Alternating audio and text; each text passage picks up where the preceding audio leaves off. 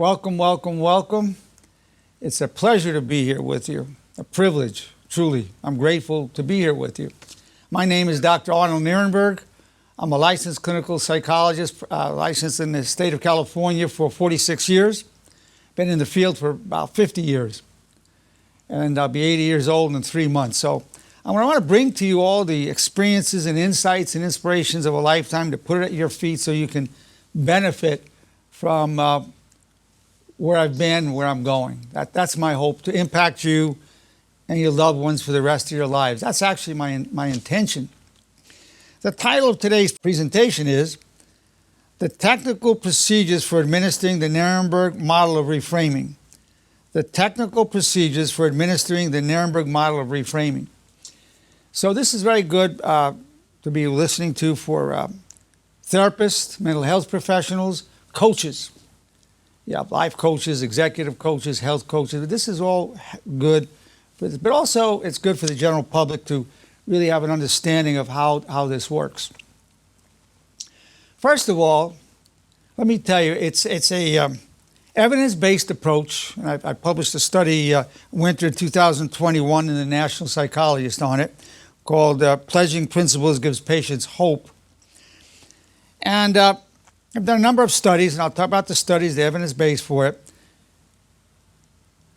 The process I have for the Nerenberg model of reframing is based on the principles of honor, the perspective of honor, and what that entails really allows people to reframe events in their lives and their experiences in a very constructive, positive, good way. Makes people feel enhancing their well-being in every way. Enhancing their psychological well-being, which in effect affects the physical well-being. So we'll start with the fundamentals. And basically, the principles of honor are based on this definition of honor. Honor is loyalty to your highest constructive values as enshrined in what I call the 4 commandments of honor. Or you can also call them the 4 principles of honor or the 4 self-commandments of honor.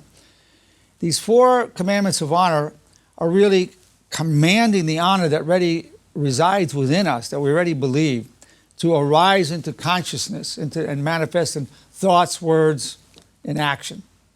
Thoughts, speech, and action. The 4 commandments of honor are these. I wish you well. I take full responsibility for co-creating my reality and my problems. I'm grateful for the power I gain from hardship.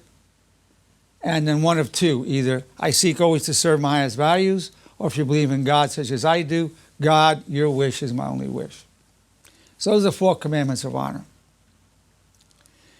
Now, when a person takes a pledge to be what I call a disciple of honor, they're agreeing to repeat those 4 commandments 3 times a day for the rest of their lives. And the pledge goes like this. As a disciple of honor, I pledge myself all the days of my life to the 4 commandments of honor. And I'll teach them to those I love. I'll repeat them every morning, afternoon, and evening, and listen to myself recite them. I'll tell people, welcome to the brotherhood, welcome to the sisterhood.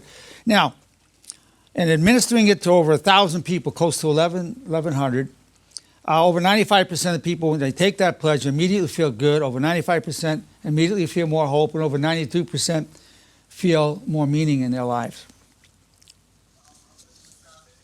Now,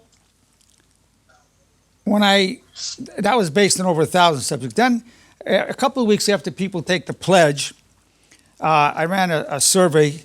Then on 186 subjects, the average age was 41, 66% women, 34% men. And we found that 90% of the disciples of honor felt more at peace. Over 83% said they've taught at least one of the commandments to another person, which shows that it had that kind of meaning for them.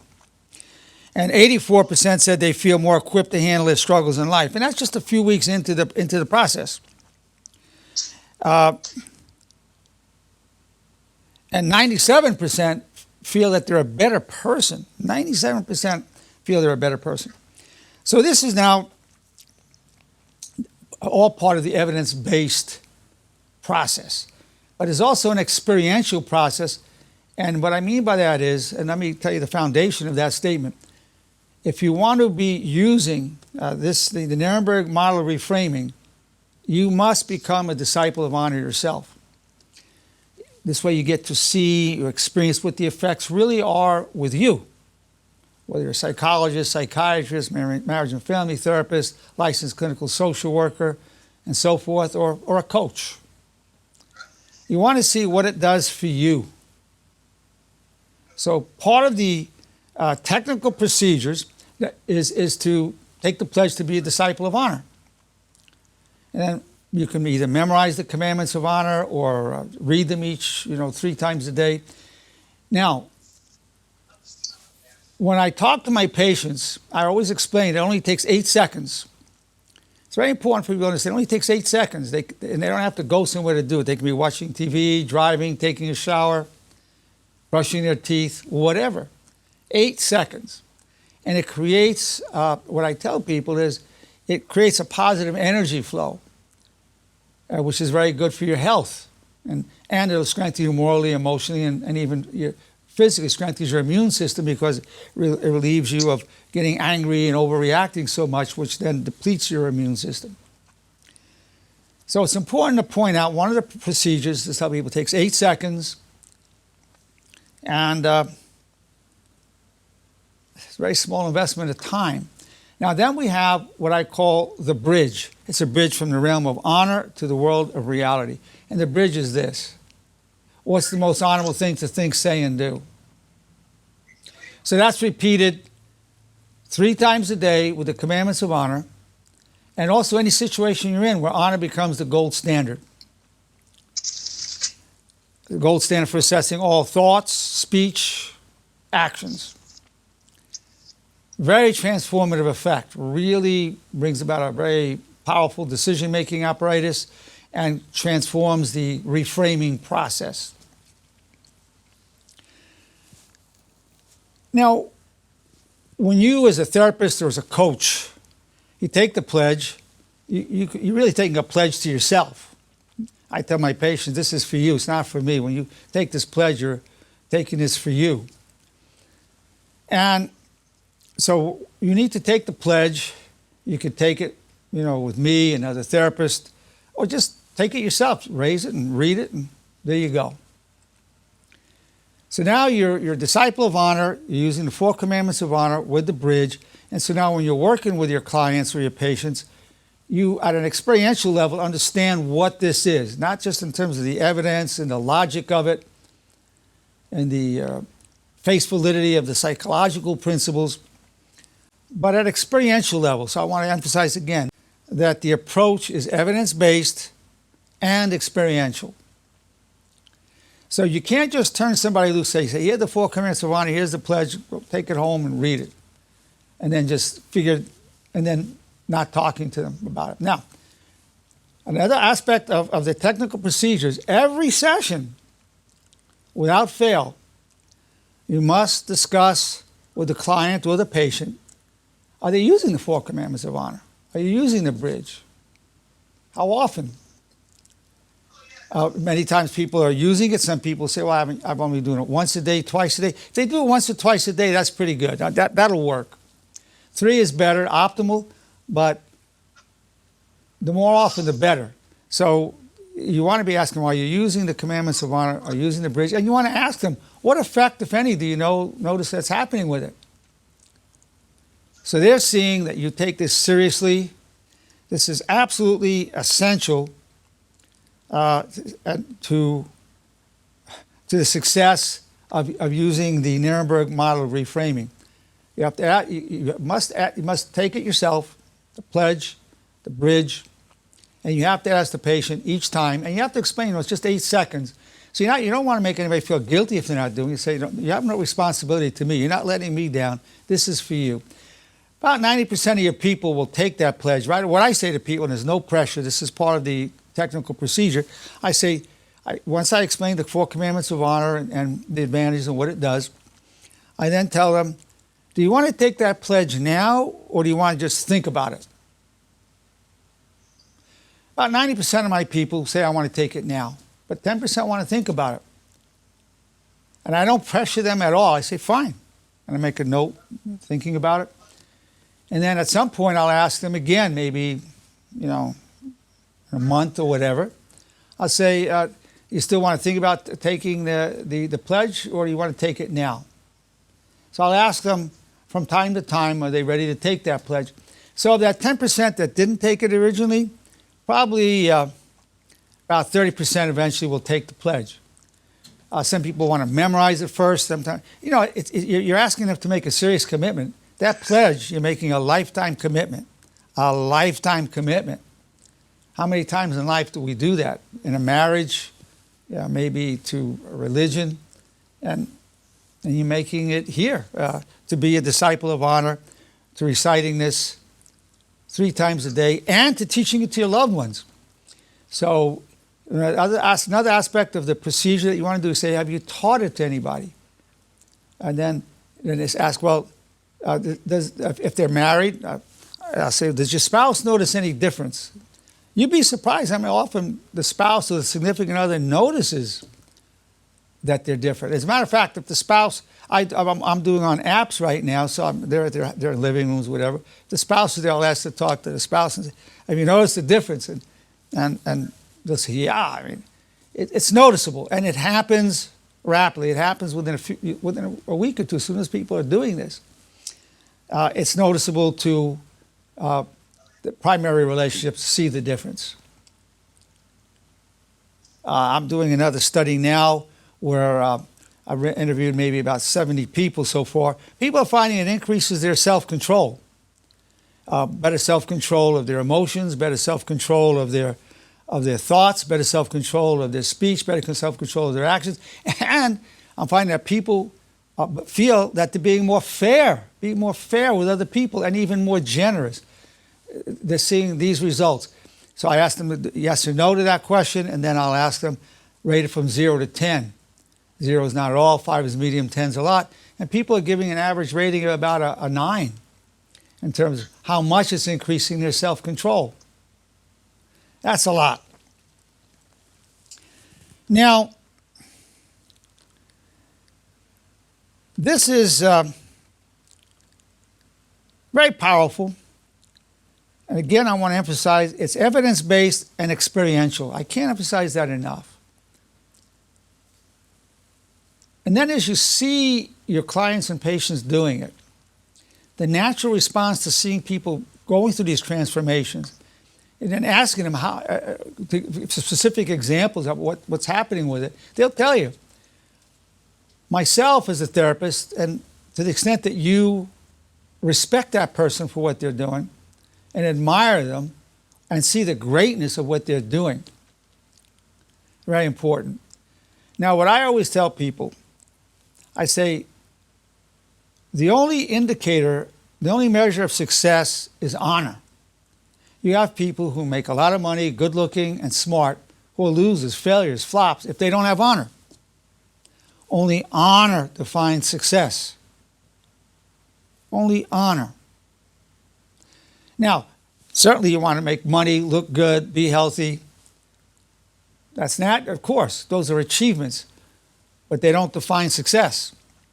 Now, this helps enormously with self-esteem issues.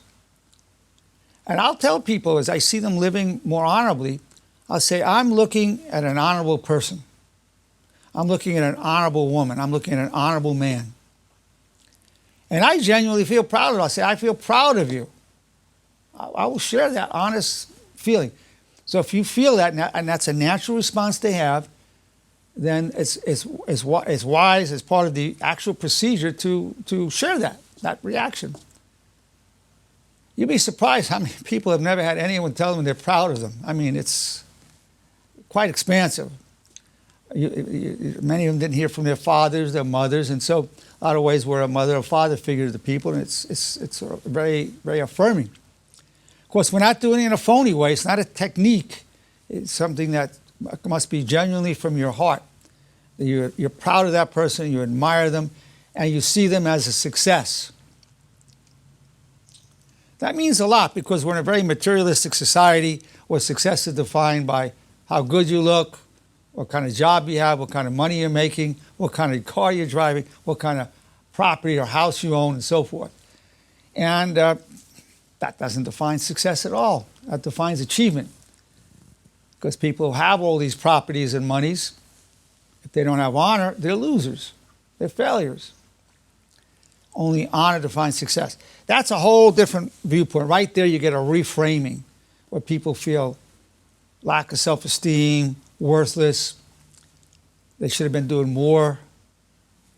And you say, well, you're a very successful person.